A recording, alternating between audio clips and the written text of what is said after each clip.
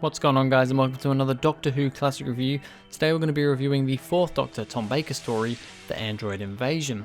This is a story from Series 13, Season 13 of the classic series, Tom Baker's second season as the Doctor, and it is the last episode of Season 13 that I have to watch, and I can gladly say after watching this episode that I think Season 13 may be my favourite classic season, at least my favourite of Tom Baker's run so far that I've watched. It's a really strong season, and this episode, without giving too much away too early, this is a pretty good episode. So let's get started with this, looking at the back of the DVD. This is The Android Invasion by Terry Nation. When the TARDIS lands in the sleepy English village of Devonshire, Sarah thinks the Doctor has finally got her back home. But all is not as it seems. The village is unusually deserted and deadly white-suited spacemen patrol the countryside. When the dead begin to come back to life, the Doctor decides to contact UNIT, but their UNIT friends are also dangerously changed. Who is Senior Defence Astronaut Guy Crayford, and why is he in charge of UNIT? Who are his true masters, the Kralls, and what insidious plans are they concocting behind the scenes? The Doctor soon discovers the invasion of Earth has already begun, and if he doesn't stop it, mankind will be utterly wiped out. So quite a long synopsis on the back of the DVD there. To be honest, there's not a whole lot going on in this story. It is a fairly basic run-of-the-mill, I say run-of-the-mill, it's actually pretty good, but it's a fairly basic Earth invasion story, but Earth has actually already been invaded, or at least that's what they think. So yeah, it's a really interesting concept, fairly overused, but I think in this sense it works pretty well. But yeah, let's start off with a little bit of a look at the cast. So Tom Baker as the 4th Doctor, he is really good in this one. This is peak Tom Baker, his first few seasons. Tom Baker is so good as the 4th Doctor, especially when he's with Sarah Jane Elizabeth Sladen. So yeah, awesome stuff from Tom here, plenty of great moments. Same goes for Elizabeth Sladen as Sarah Jane Smith. She's so good here as well. She's well into the role by this point, and is coming towards the end of her run, I think. I think this episode comes somewhere in the middle of Season 13, so she's still got a few more episodes to go. Of course, she progresses into Season 14, but yeah, both characters, both actors are really good in this story, and yeah. So now let's get on to some points about this story. First of all, there's lots of action right at the start of this story. Now, one thing with classic Doctor Who is that it is quite often a slow burner. You usually get a bit of something at the start, it's then a big slog in the middle, and then it all kind of happens at the end. Now with this one, it actually starts off really well, and to be honest, it's a 4-part story, so it's kind of the length that I think works best for classic Who. The whole story, pacing-wise, is actually pretty good. It's one of the better paced classic stories. But right at the start, there's heaps of action.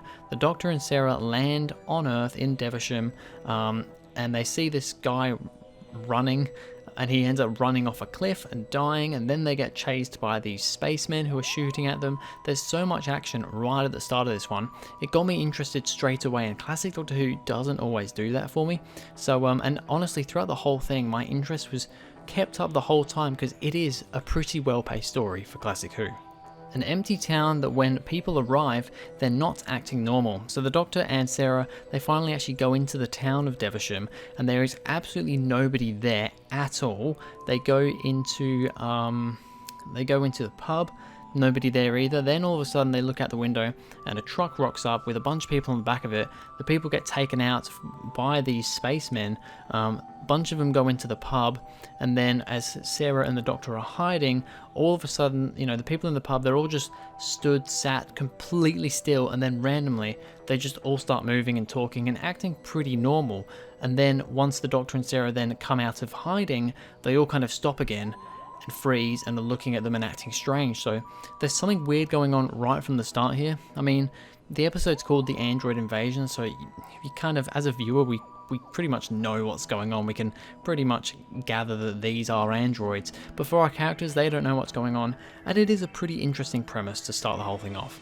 Aliens using androids as their kind of henchmen. So the Kralls are the main alien race in this one, or the only alien race, and they have the androids kind of as their henchmen sort of thing. They're just kind of, yeah, they work for them, I suppose. And you've also got Crayford, who also somewhat works for the Kralls as well. Now the Kralls themselves, the whole thing about them having androids, fair enough, fairly overused thing, but I don't mind it. It is early 70s, mid 70s, so I think it's fine for the time period. The Kralls themselves, they're not my favourite villain. They don't look great. They are very much a classic Doctor Who monster with just someone in a suit. The voices aren't particularly unique, just kind of deep, you know, alien voices that they often do. Nothing really unique there. And as a race, they don't really have a whole lot going for them. I don't think there's a whole lot of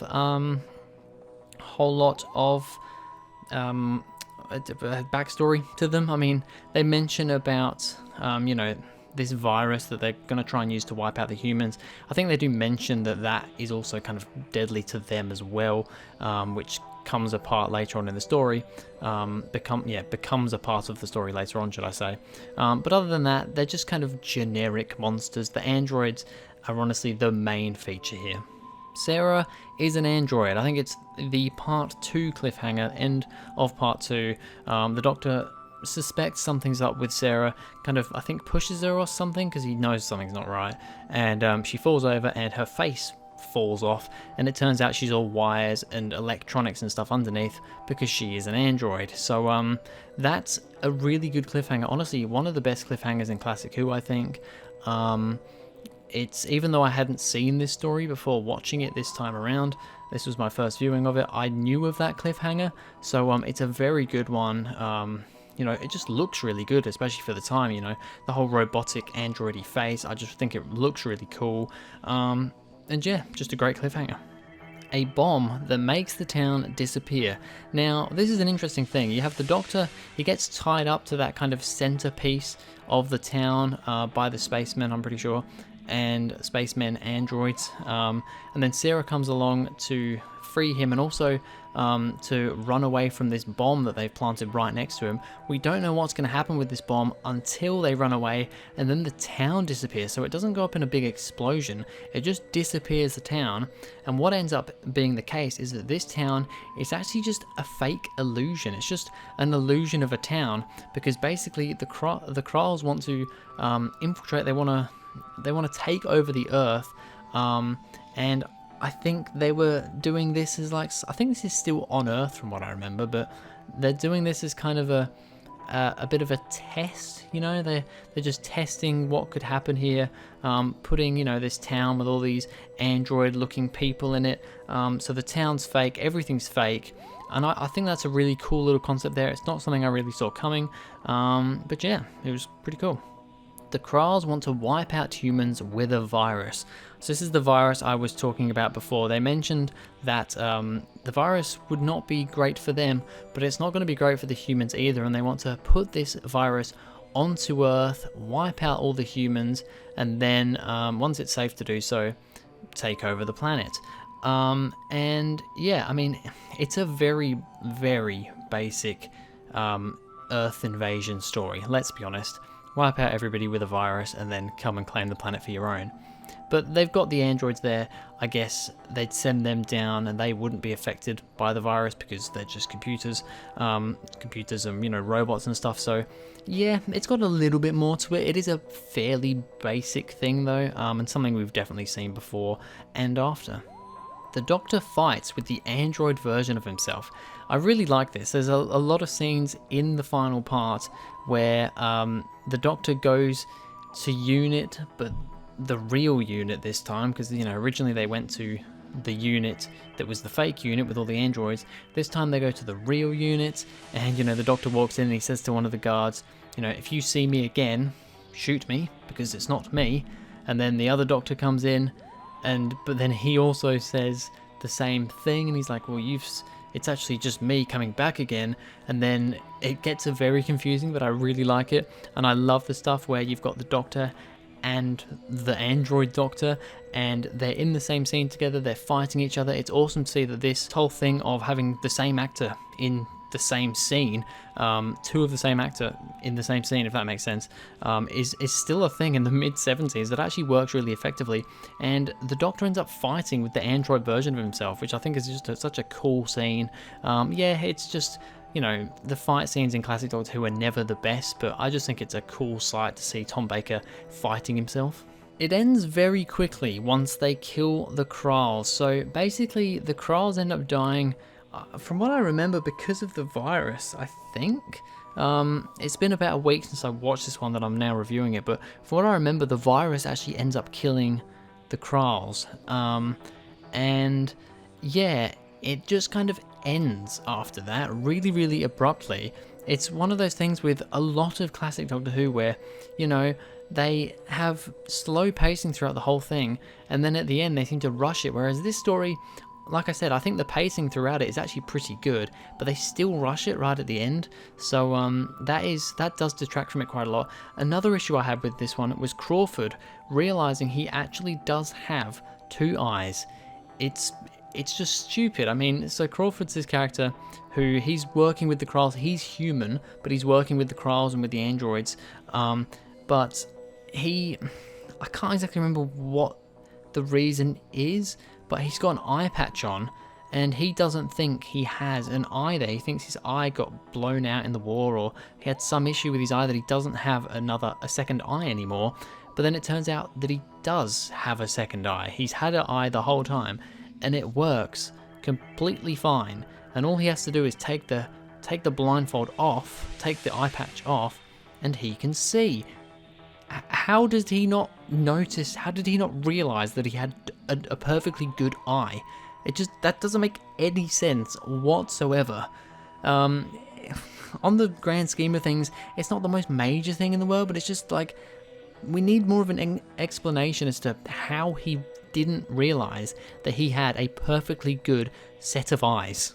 But yeah, on the whole, I really enjoyed this episode. It's a nice 4-parter. It's pretty well paced until it just gets resolved far too quickly in the end. And that is the only real issue, along with, you know, the Kralls aren't the best villain, but they're not awful. I can't really detract much because of them. But it is really the pacing right at the end where it gets resolved quickly, and Crawford realizing he has 2 eyes the whole time that do detract this story. It's still a really good story though, and those are fairly minor things right at the end of the story. The rest of it's really good.